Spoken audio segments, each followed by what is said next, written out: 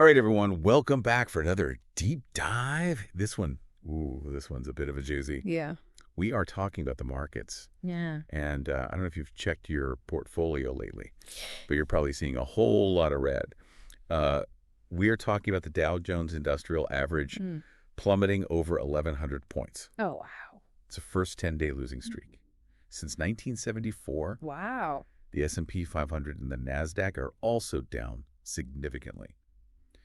So we wanted to have you on the show today to kind of break down what's happening. Yeah. What does it all mean? What does it actually mean for you and me Yeah, and our investments and, what's going on? absolutely. This is fascinating because we're seeing kind of a system-wide tremor, Right. right? It's not just an isolated incident. Right. And one of the biggest things that we're seeing is the Federal Reserve just announced that they're only planning on 2 interest rate cuts in 2025. Oh, wow. Which is far fewer than That's a lot less than people were expecting. a lot of analysts predicted. Right. So, So what does that tell us? what that tells us is that the Fed is shifting. They're changing their strategy a little bit. It seems like they're focusing more on keeping inflation under control Okay. rather than just trying to stimulate rapid growth, which suggests that they think inflation is going to stick around for a while. Okay. And so they're being a little more cautious. So is this cautious approach what's kind of spooking investors? It absolutely is, because investors were hoping that the Fed would make more aggressive cuts Yeah. to help keep this bull market going. Right. You know, everybody loves a bull market, right? Stocks go up, everybody's happy, 401ks are looking good. But when the Fed comes out and says, we're going to tap the brakes a little bit, that injects a lot of uncertainty into the market. The market thrives on predictability. Right. And when things become less predictable, people get a little skittish. What happened? So what happened was a massive sell-off. Investors started selling off their stocks. They had to kind of recalibrate their expectations based on this new information from the Fed. And that led to a surge in Treasury yields. Hold on. Yeah. Back up for a sec.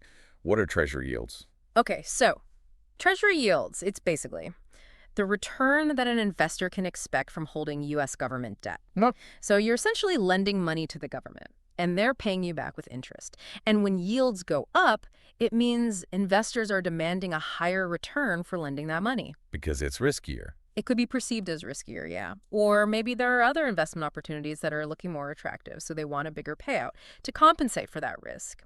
And the problem is that when Treasury yields go up, stocks start to look less appealing because investors can potentially get a safer return. With bonds. With bonds, exactly. Okay, that makes sense. So the Fed's being cautious, Treasury yields are going up.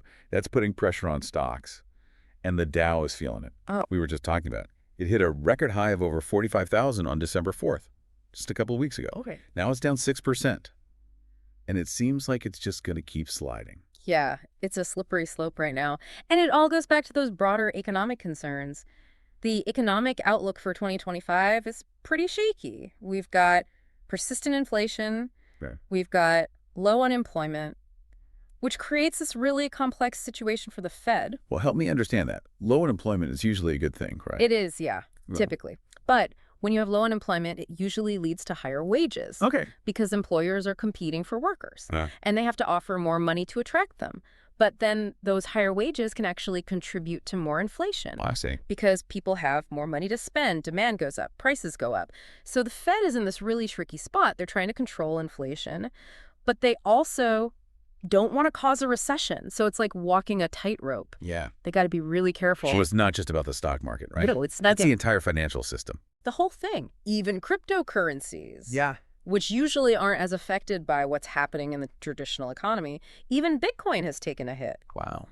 So it's really a sign that investors are nervous. They're reevaluating their risk tolerance across the board. So what we're seeing is really a shift in sentiment. Yeah, It's not just about what specific stocks are doing. exactly. It's about how people feel about the market as a whole. Right.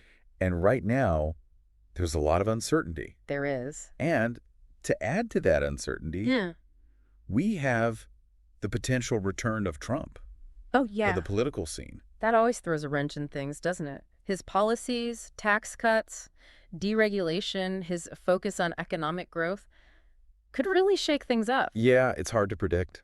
It is what the market's reaction would be. Some people might argue that his policies could actually help the economy. They could stimulate growth, Wouldn't that also potentially lead to more debt potentially. and even more inflation? A double-edged sword, right?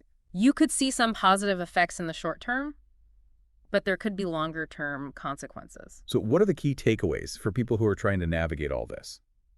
Well, the biggest takeaway, I think, is that we're in a period of volatility. Right. There's a lot of uncertainty, the Fed's decisions, the economic outlook, the potential return of Trump. All of these things are interconnected. They're influencing the market in ways that are really hard to predict. So what do we do? Well, you have to understand your own risk tolerance. What are your financial goals? Are you investing for the long term? Or are you trying to make a quick buck? Once you understand that, you can start to make informed decisions that align with your individual circumstances. This volatility presents both challenges and opportunities. Some people might see this as a time to pull back, but others might see it as a time to buy. When prices are low, So do your research. yes, do your research. Don't just panic and sell everything. Understand what's happening and make decisions that are right for you.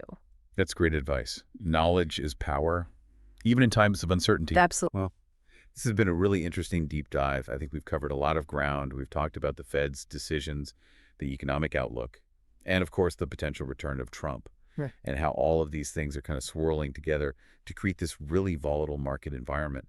So I think the question for our listeners is, how are you going to respond? Are you going to ride these waves of volatility? Or are you going to seek safe harbor, in calmer waters? That's something for you to think about as you navigate this complex financial landscape. So thank you for joining us for another deep dive, Thanks for having me. and we'll see you next time.